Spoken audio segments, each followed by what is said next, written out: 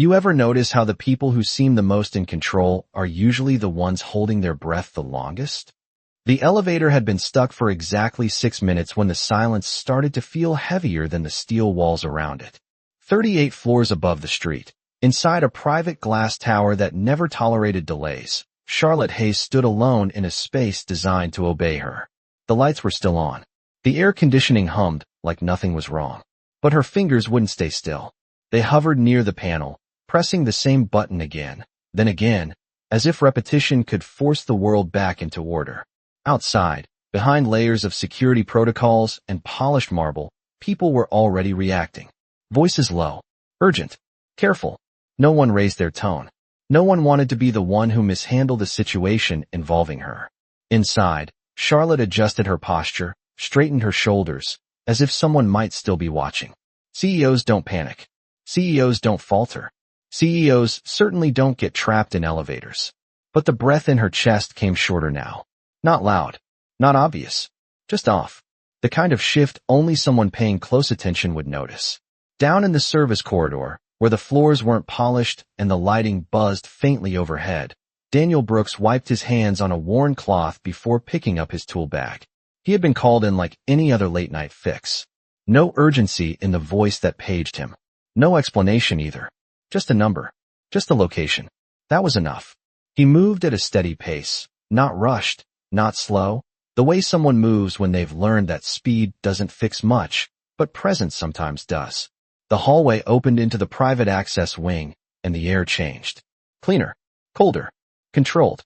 A small group had gathered near the elevator doors, all dressed sharp, all speaking in careful tones that didn't quite hide the tension underneath. One of them glanced at Daniel, eyes scanning the uniform, the bag, already placing him somewhere lower in the hierarchy.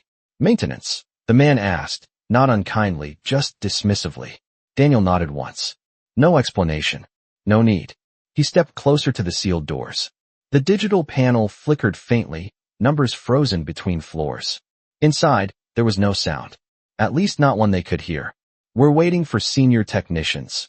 Another voice added quickly, as if to correct the situation before it became a mistake. They're on the way. Daniel's hand rested lightly against the cool metal of the door.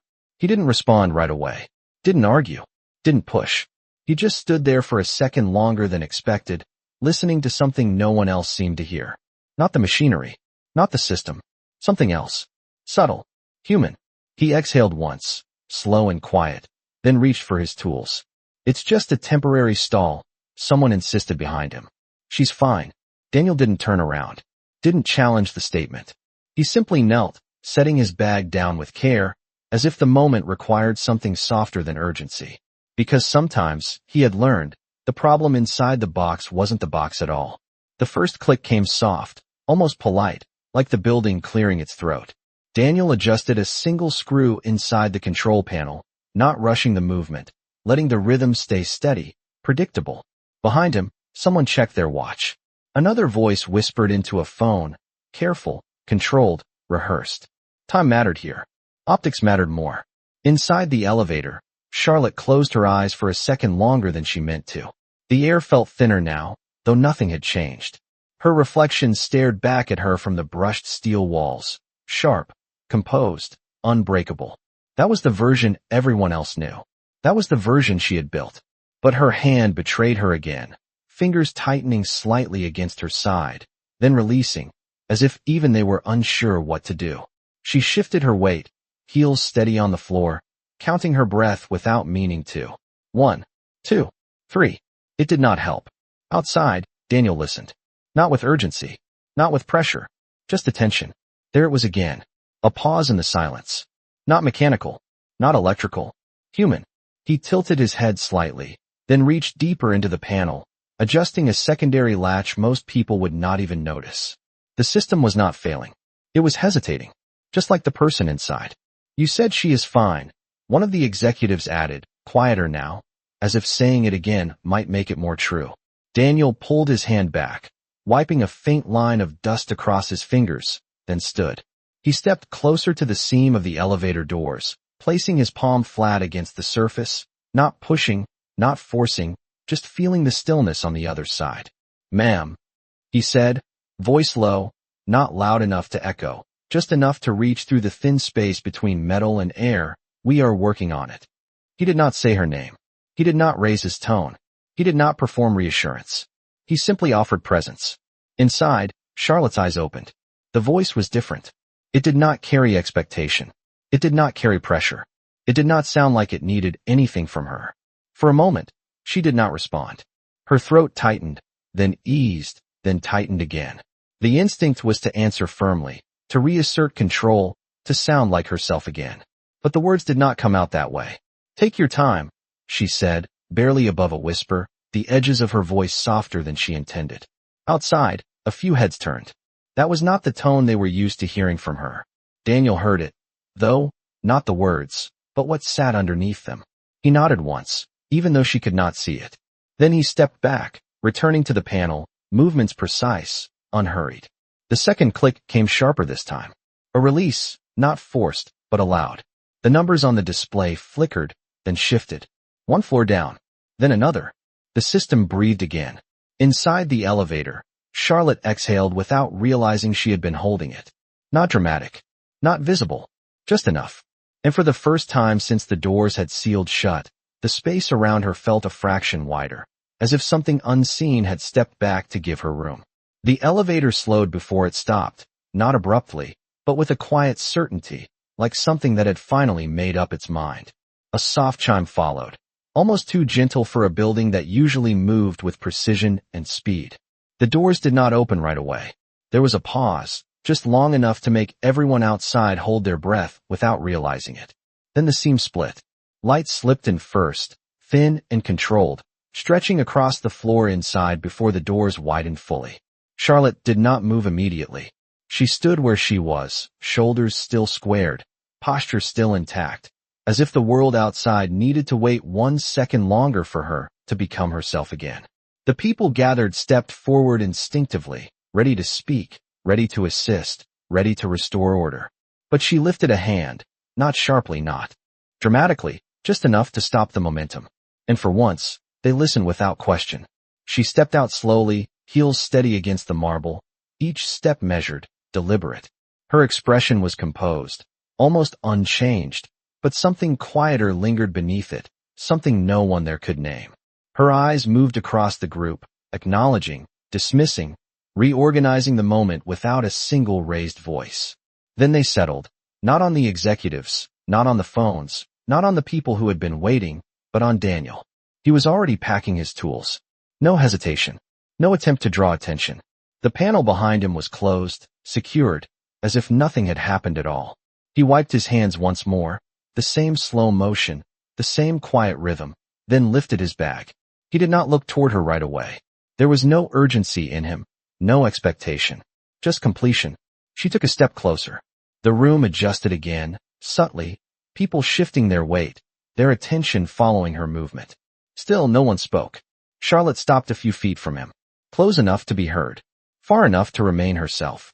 For a moment, she said nothing. The silence stretched, but it did not feel empty.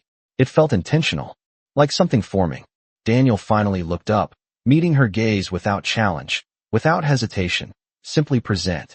Not above, not below, just there. Her lips parted slightly, then closed, as if the first words she considered were not the ones she wanted to say. When she spoke, it was quieter than anyone expected. You stayed, she said, the words simple, but placed carefully, as if each one mattered more than it should. Daniel held her gaze, not long, just enough. Yes, ma'am, he answered, his tone even, without weight, without performance. She exhaled softly, almost invisible, and for a second, the distance between who she was and who she allowed herself to be narrowed. Her voice lowered further, not for the room, not for anyone else, just for him. Most people don't. The statement hung there, unfinished, carrying more than it said. Daniel shifted his grip on the bag slightly, the fabric creasing under his hand. He could have answered in many ways. Explained. Justified. Filled the space. He did not. Most people are busy, he said instead. Simple, steady, leaving the rest untouched. Charlotte's eyes held on him a moment longer than necessary. Not searching. Not judging. Just noticing. Then she gave a small nod, barely there, The kind that did not belong in boardrooms or negotiations. The kind that belonged somewhere quieter. "Thank you," she said. Not as a formality. Not as a habit. As if she meant it. Daniel inclined his head once. Nothing more. Then stepped back, creating space again without being asked. The room began to move. Voices returning. Systems resuming. The building reclaiming its rhythm. But Charlotte did not turn away immediately. For the first time in a long time, something about that rhythm felt different. The hallway returned to its usual rhythm within minutes. Footsteps measured, voices low, everything sliding back into place as if nothing had ever paused. But Charlotte did not follow that rhythm right away. She stood where she was a moment longer, watching the space Daniel had just left, not the man himself, just the absence of him. The quiet he had carried now fading into the polished air. Around her, assistants resumed their roles, one stepping forward with a tablet, another already listing adjustments to her schedule, words like delay, reschedule, and compensation moving quickly, efficiently, as if time could be reorganized as easily as a calendar. Charlotte listened without interrupting, her expression neutral, her posture composed, but her attention was somewhere else, still lingering in that small, enclosed space where control had slipped for just a second too long. "Miss Hayes, we can push the board call by 15 minutes, someone said, careful, precise. She nodded once. "Do that." Her voice was steady again, clean, restored, the version they knew. Yet as she turned to walk, her steps slowed near the service corridor, just slightly, enough that no one else would question it, but enough that she noticed. The corridor itself was different from the rest of the building. The lights were softer, less intentional. The air carried a faint trace of metal and dust, something unpolished, something real. Daniel was there, a few yards ahead, placing his tools back into a narrow storage locker, movements unhurried, like a man finishing a task that mattered only because it needed to be done. He did not look back when she approached.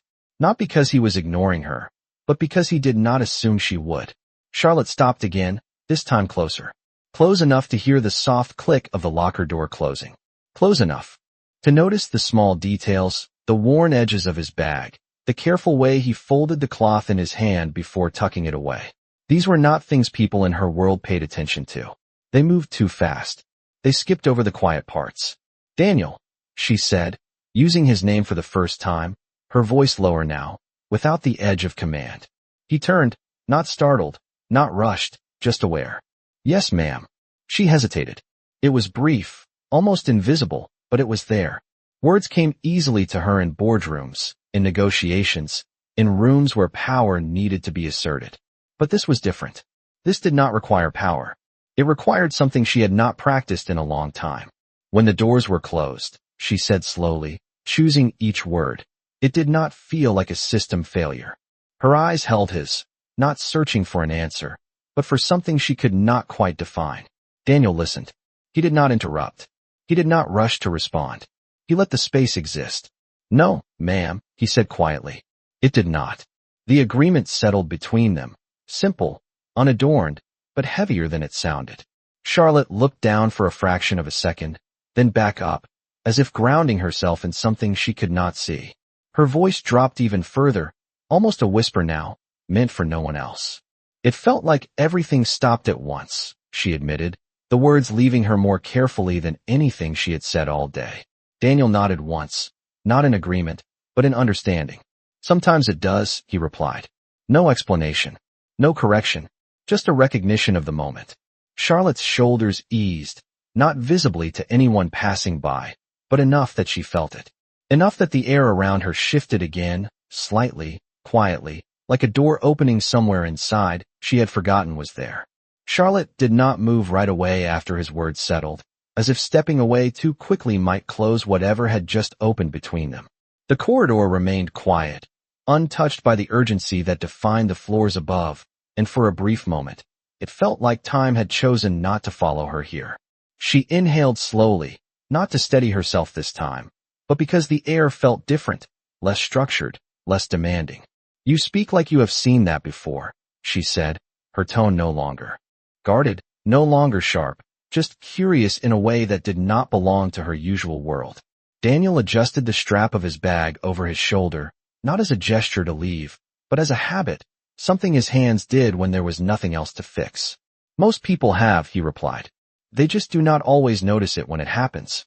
Charlotte held that answer for a second, letting it sit without dissecting it, without turning it into something measurable. That alone was unusual for her. She was used to answers that came with data, with clarity, with direction. This one did not. This one simply existed. Down the hall, someone called her name, not loudly, but enough to remind her of everything waiting beyond this space. The schedule, the expectations, the version of herself that did not pause. She glanced in that direction, then back at Daniel, as if weighing something she could not quite define. You said earlier that people are busy, she continued, her voice softer now, more deliberate. Do you ever think that is just another way of saying they choose not to stay? The question was not confrontational. It was quiet, almost careful. Daniel met her eyes, steady, unshaken. He did not rush to answer. He never did. Sometimes, he said after a moment.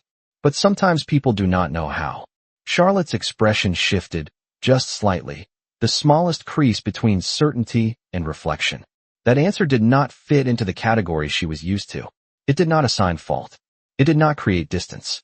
It simply understood. She looked past him briefly, at the simple locker, the narrow corridor, the world he moved through without needing it to change for him. It was a different kind of control. Not over systems.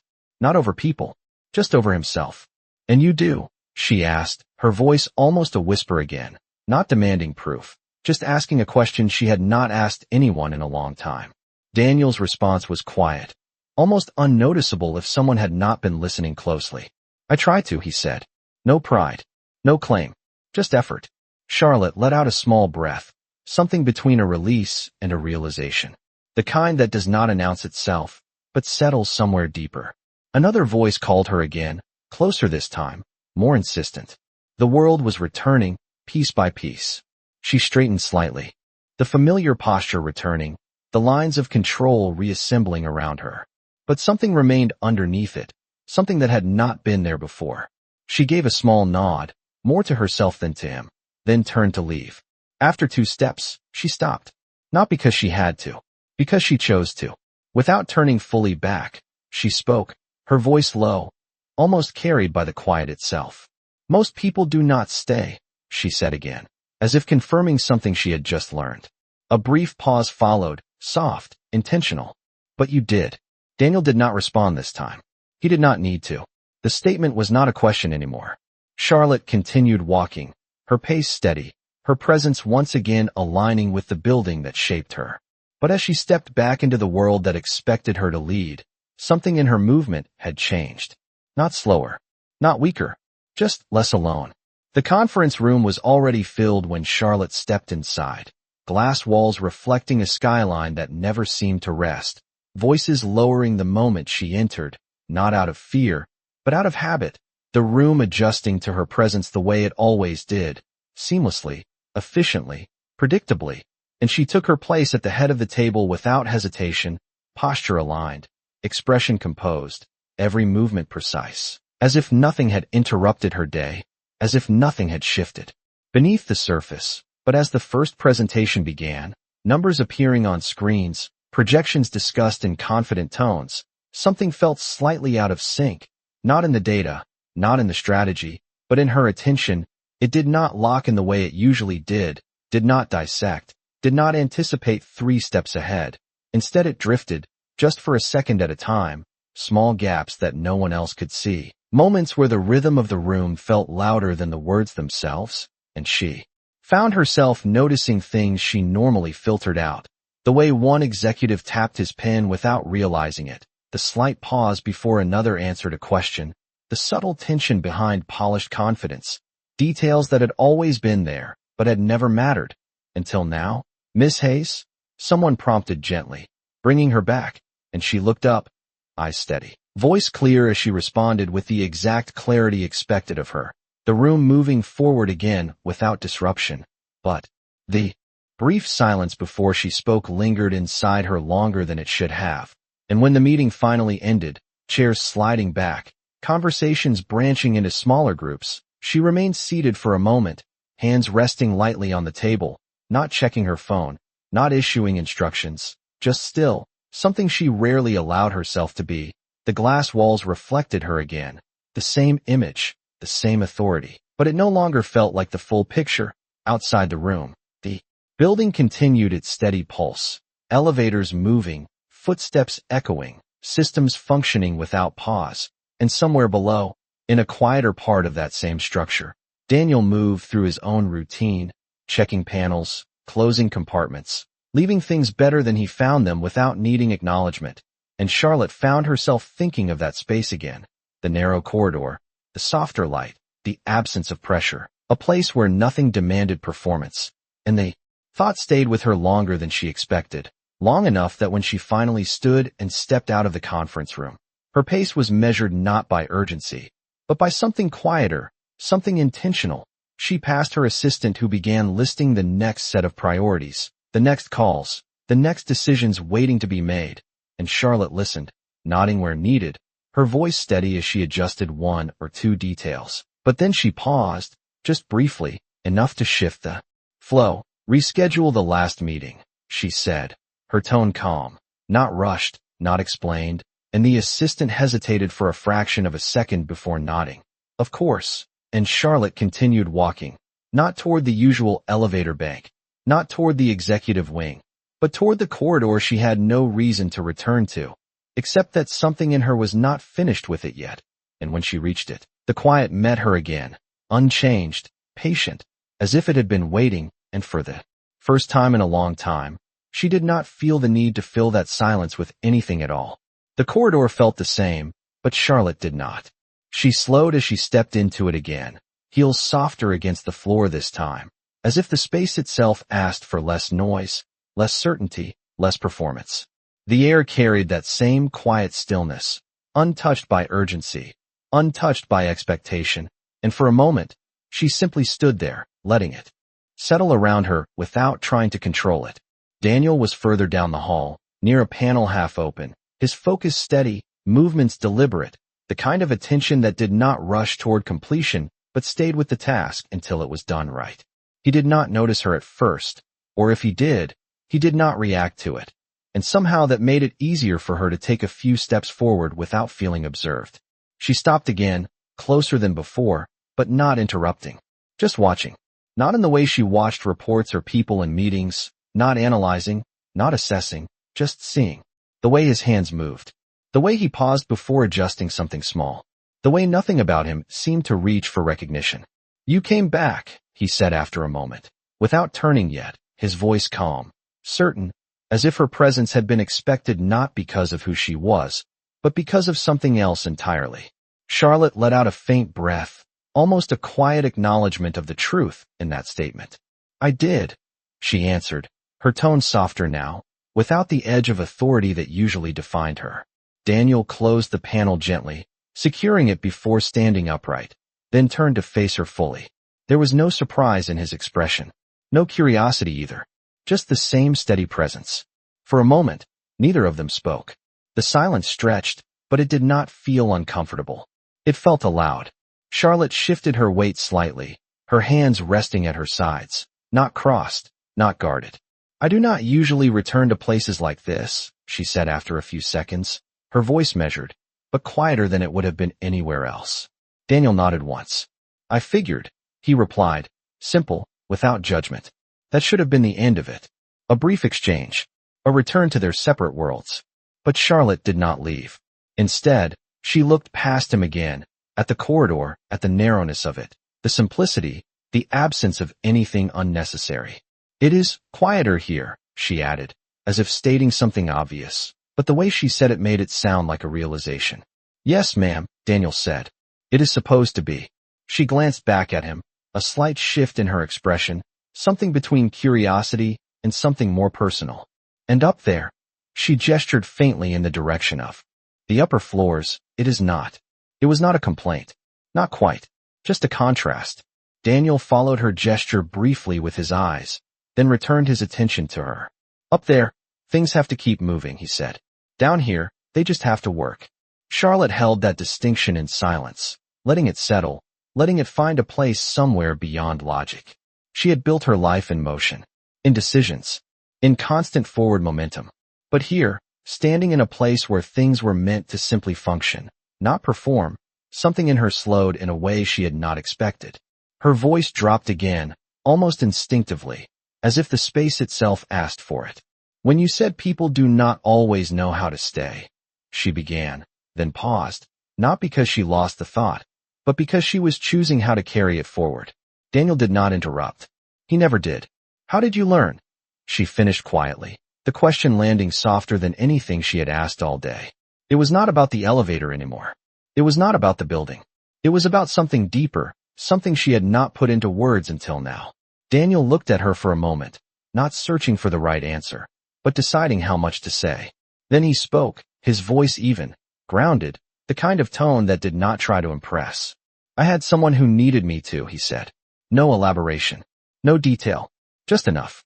Charlotte's eyes held his, something shifting again beneath the surface, something quieter, something more human than anything the boardroom had ever required of her. And for the first time that day, she did not feel like she had to respond right away. Charlotte did not speak right away after his answer, and for once, the silence between them did not feel like something that needed to be managed or filled. It simply existed, steady and unforced, and she found herself staying inside it longer than she ever would have allowed in any other part of her life. Someone who needed me too, she repeated quietly, not questioning him, but turning the words over as if they carried more weight than they first appeared to. Daniel gave a small nod, not adding to it, not explaining further, leaving the meaning where it was, simple and complete. Charlotte's gaze shifted slightly, not away from him, but inward, as if the question she had asked had turned back toward her without warning. There had been a time, long before boardrooms and glass walls, when someone had needed her too, or maybe when she had needed someone else in a way she had not allowed herself to remember in years. But that memory did not come clearly. It stayed just out of reach, like something softened by time and distance. She drew a slow breath, steady this time, not controlled, not measured, just natural, and for a moment, the weight she carried every day felt lighter, not gone, just less demanding. I do not think anyone has needed me like that in a long time, she said, her voice low, not distant, not guarded, just honest in a way that did not belong to her usual conversations. Daniel watched her, not with sympathy, not with concern, just with a kind of attention that did not try to change what she had said. Maybe they have, he replied, calm, even. You just did not stay long enough to notice. The words were not sharp, not critical, but they landed with a quiet clarity that made her pause again. Charlotte did not react immediately. She did not defend herself. She did not correct him. Instead, she let the statement sit, letting it move through her without resistance, and something in her expression softened, not visibly to anyone passing by, but enough that she felt it.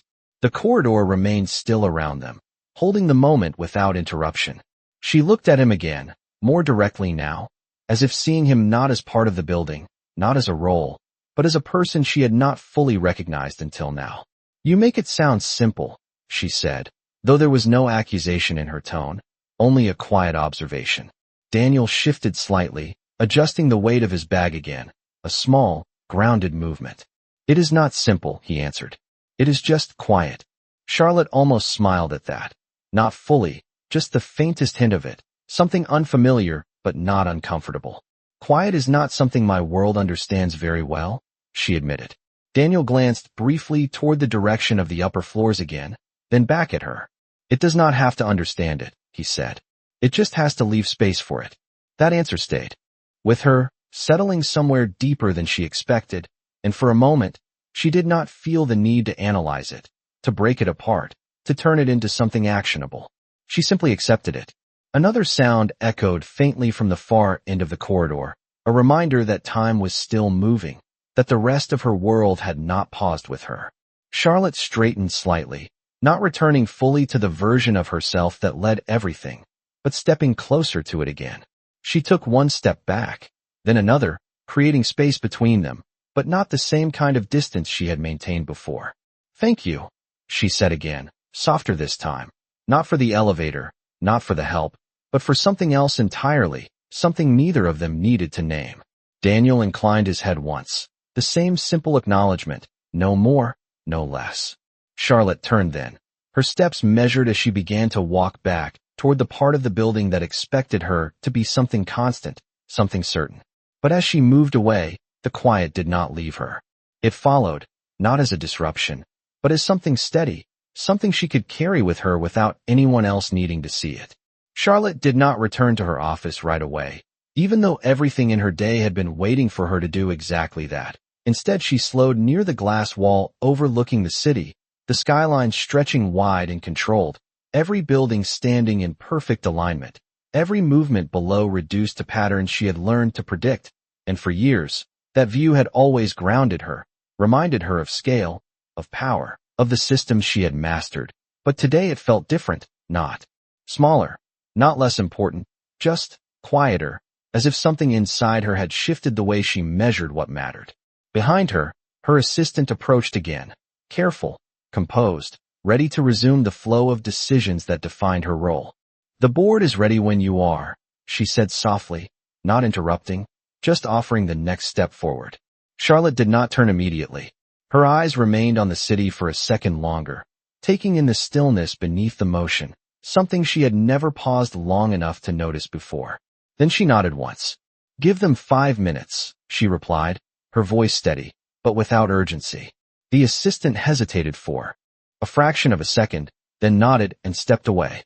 Charlotte remained where she was. 5 minutes was nothing in her world. 5 minutes was everything in this one. She let her shoulders relax, just slightly, not enough for anyone to see, but enough for her to feel, and she thought about the corridor again, the quiet, the absence of expectation, the way Daniel had stood there without needing anything from her, without adjusting himself to her position, without stepping back or forward, just staying. It was such a small thing, and yet it had changed something she could not ignore.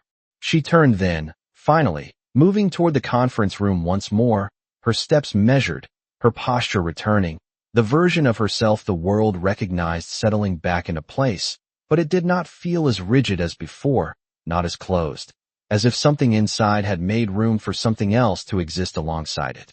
The doors opened as she approached, conversations inside lowering in volume as attention shifted toward her, and she stepped in with the same presence she had always carried, calm, controlled, certain. But when she took her seat this time, her gaze moved across the room differently, not scanning for weakness, not measuring advantage, just noticing. The slight tension in someone's shoulders. The pause before another spoke. The quiet effort behind confidence. And instead of pushing past those moments, she allowed them to exist. "Let us begin," she said, her tone even, but softer at the edges, less sharp, less absolute. The meeting unfolded as expected, discussions flowing, decisions forming. But something about the way she listened had changed. She did not interrupt as quickly, did not cut through hesitation with immediate direction. She let a few seconds of silence sit where they would have once been filled, and in those seconds, something subtle shifted in the room, not dramatically, not visibly, but enough that people spoke more clearly, more honestly, as if the space allowed it. Time moved forward. It always did. The meeting ended. People stood, gathered their things, thanked her, nodded, the usual rhythm returning, and Charlotte remained seated for a moment after they left, the room emptying around her until the glass walls reflected only her again.